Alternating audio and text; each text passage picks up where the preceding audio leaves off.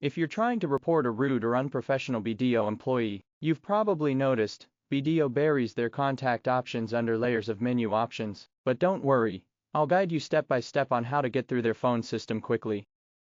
First, call the official BDO hotline #8888-0000. Once you're on the call, follow these key press. Press 1. Press 2.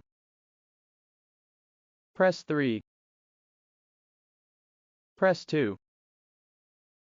BDO will now ask you to verify your identity by inputting your account number. Press 1.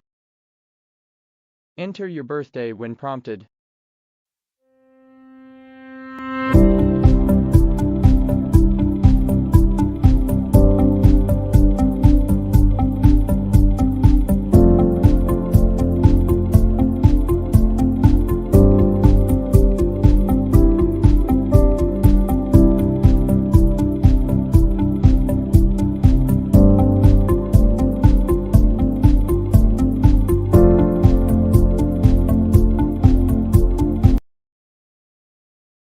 Press 1. Almost there. Finally, BDO will send a one-time password, OTP, to your registered mobile number. Enter that, and you're in. Success! You're now talking to a live agent. Now just ask the agent to transfer your call to retail.